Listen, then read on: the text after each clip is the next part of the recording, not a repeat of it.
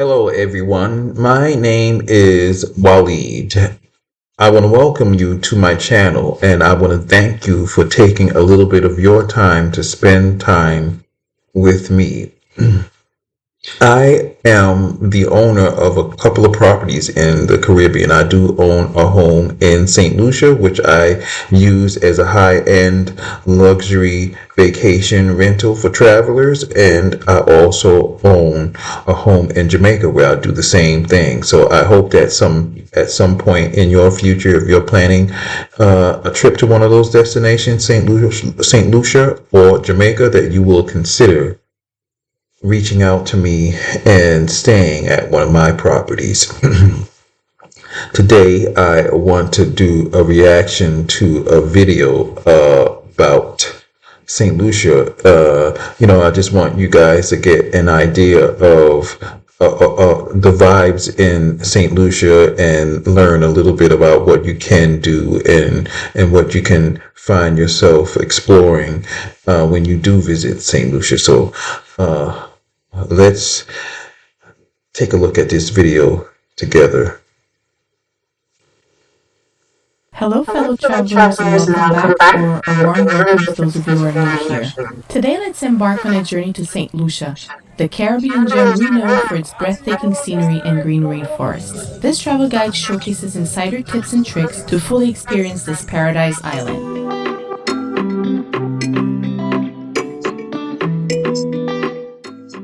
Did you know that 77% of St. Lucia is forested? That it has 201 known species of amphibians, birds, mammals, and reptiles? And that 6.5% of these are endemic, meaning they exist in no other country? What an amazing island. St. Lucia offers nature hikes, tours, and programs that allow visitors to enjoy its assets while preserving its delicate environment. There's a special place in St. Lucia that's always been on my bucket list, and I can't wait to share it with you. Stay tuned till the end of this video to find out where it is. So let's get to I hope that you will watch this video to the end. I hope you will like. I hope you will subscribe. One of the things that I will say about St. Lucia that is so true, as was mentioned in this video, that St. Lucia does have a lot of natural beauty, and for people who are into nature, there's so much that St. Lucia has to offer for nature lovers. our 10 must-dos and definite don'ts for your stay in St. Lucia. St. Lucia's most famous landmark are its twin peaks, the Pitons, which are a UNESCO World Heritage Site. Gros Piton is 2,600 feet high and Petit Piton is 2,400 feet high. They are linked by the Piton-Mitan Ridge and are located near the town of Soufrière. Both mountains are an attraction for hikers, although Gros Piton is more popular since it's an easier climb. The hike can take several hours, so if you don't feel comfortable hiking for that long, try the Tête Paul Nature Trail, which is located in proximity to the Pitons. This 45-minute hike will give you plenty of amazing viewpoints over St. Lucia's famous peaks. For an authentic, vibrant experience to enjoy the local culture of St. Lucia, don't miss the Gros Islet Street Jump Up. This party has taken place every Friday night for more than 50 years, rain or shine, except on Good Friday. The residents... Now, I can tell you that I have never myself gone to the Pitons or gone on a hike on the Pitons. Hiking is just not one of my things. But I can tell you that the Friday night street party that they have in Gros Islet is very popular, and I've gone to that event many times, and the Gros Islet street party is not too far from my home in Bonne Terre. When guests stay at my place, if they are interested in going to the street party on Friday nights, the street party is maybe a 20-minute drive from my house, and it's very convenient to get there. So people love that event. Residents of Groy Lake fire up their barbecues, set up tabletop bars outside, rum punch in the streets, and get ready to welcome thousands of partiers with a giant sound system that keeps the party pumping until the early morning. That's a party you don't want to miss. St. Lucia National Rainforest covers 19,000 acres of lush mountains and valleys and is home to giant ferns, exotic flowers, and birds of paradise, to name a few. So why not take it all in from a different perspective, high up by ziplining? Ziplining allows you to take in the breathtaking views of the rainforest and surrounding landscapes. Please note that this activity can be challenging and requires some physical effort, but wow, is it worth it. Soufrière volcano, also known as Sulphur Springs, erupted over 200 years ago and is considered a dormant volcano. A highlight of the volcano is the I will say that the zip lining, and I think they have two different areas where they have zip lining. The zip lining is a lot of fun, and it is a little physical. It is a big adrenaline rush, and it's also a way of surrounding yourself with nature for people who love nature.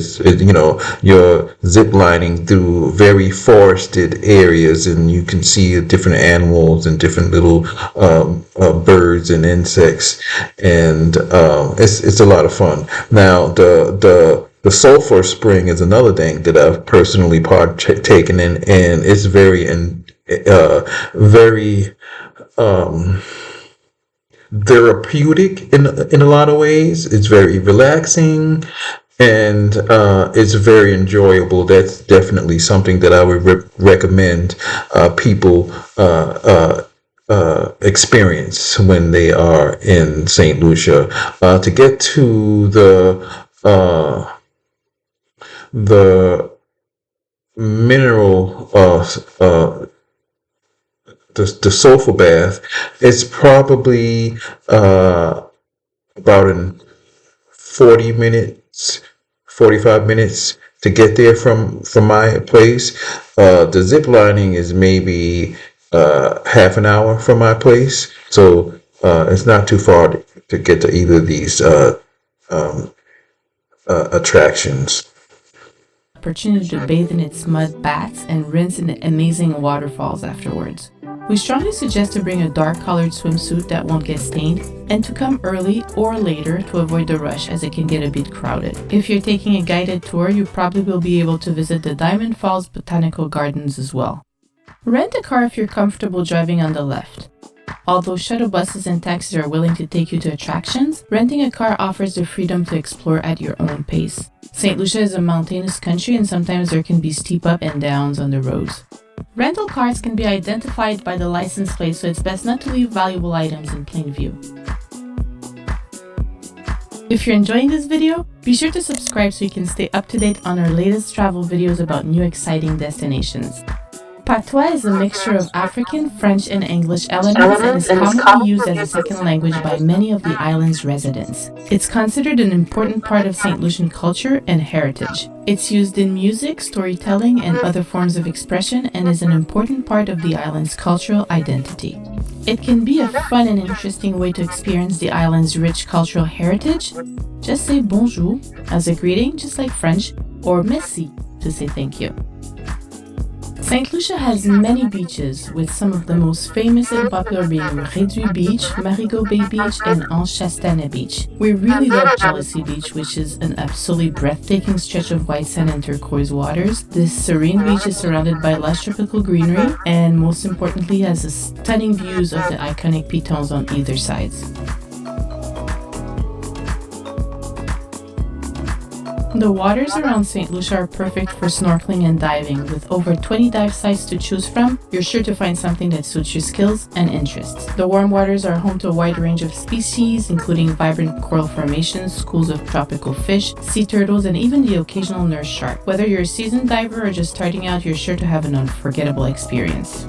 St. Lucia's One of the things that I can say about the beaches in St. Lucia, unlike some other countries, is that the beaches are public beaches beaches are free.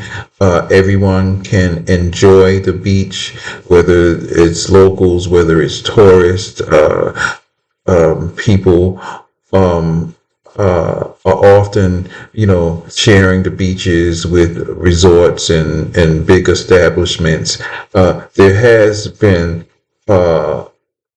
some controversy in the past where some resorts and hotels try to cut off access to the beaches to the locals, and they can't do it.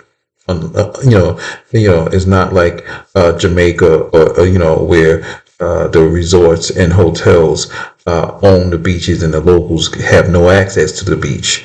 That's not the case in St. Lucia, and that's very I really love that about the beaches. They're free and they're accessible. Cuisine reflects the island's rich cultural heritage and combines African, French, and Caribbean influences to create a unique and flavorful experience. Some of the must-try local dishes include breadfruit, a starchy fruit that can be roasted, fried, or boiled; kalaloo, a stew made with greens and spices; and green figs and saltfish, a dish made with boiled green bananas and salt cod. The St. Lucia Jazz and Arts Festival is one of the biggest music festivals in the Caribbean and Now, one of the things that I had to say about St. Lucia is the food is just not so good in St. Lucia. And um, I don't think that they do a good job of promoting their food and making the public aware of their food. I haven't really had good experiences with the food in St. Lucia. I must say that. You know, in other countries like Jamaica, their food is such a big part of their identity. For people, I know people who've never been to Jamaica, but they know about oxtails. They know about the jerk foods or the curry goats, and they just know the cuisine, and it's just such a part of the Jamaican identity. In St. Lucia, even at the restaurants, I've seen French restaurants, I've seen Italian restaurants, Indian restaurants, Chinese restaurants, but I have not really seen a restaurant in St. Lucia that is solely dedicated to cooking and pushing local cuisine. I couldn't even tell you what the local dish or the national dish is in St. Lucia, and the foods that they just mentioned there. I haven't had those any experiences with those foods. I guess one of the things that is local in St. Lucia that I like is their fried bakes. It's kind of a fried pastry, which is pretty good. But yeah, the food in St. Lucia is kind of underwhelming, and I do want to explore the food more. Maybe I'm doing something wrong. Maybe I'm just not meeting the right people. Maybe I'm not going to the right places. But I do want to explore the food in St. Lucia a lot more and learn a lot more about the food in St. Lucia for sure. and features a diverse range of musical genres including jazz, R&B, soul, reggae, and Latin. It typically lasts several days and offers a range of events and activities from concerts and jam sessions to workshops and art exhibitions. One of the things that I can say about the jazz festival is that the jazz festival does bring a lot of people to my property. There's a lot of travelers that stay at my place.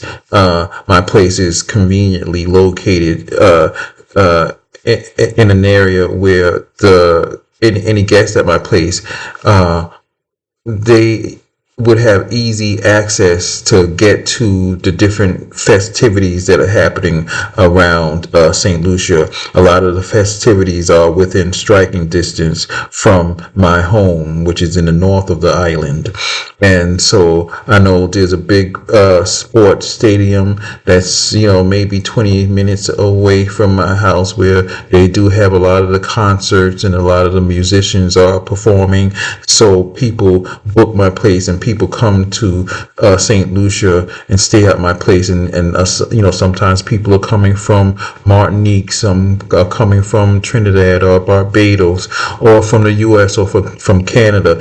And a lot of times these people who booked my place many months in advance, because they know that they want to be in St. Lucia for the Jazz Fest, and they know that a big event like Jazz Fest is going to mean that a lot of places are going to be booked. It'll be hard to find places to stay. So people book my place way in advance. So the Jazz Fest does keep my place very busy.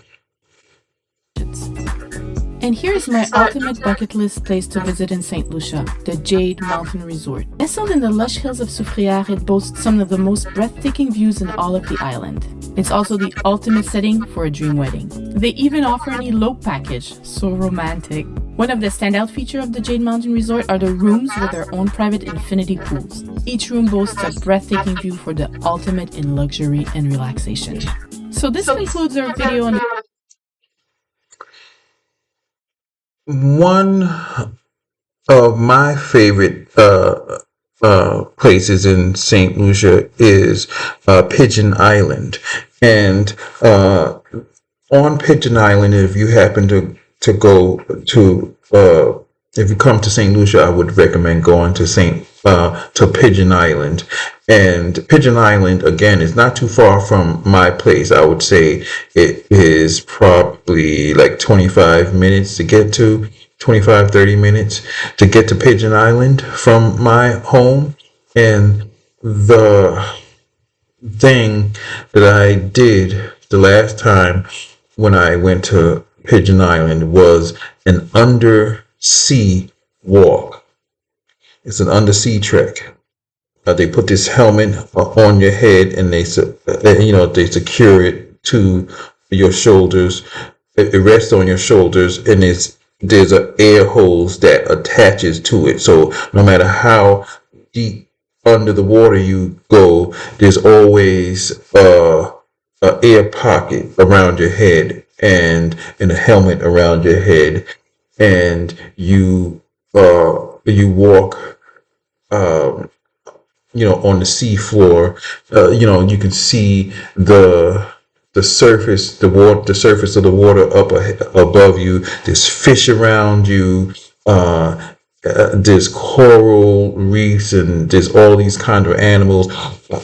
I was so afraid of doing it. The only reason I did it, was because my sister was with me, and she encouraged me. So I went, and I kept asking them, are there any sharks in these waters? Are there any whales? Is there anything big enough to eat me? And they said, nope.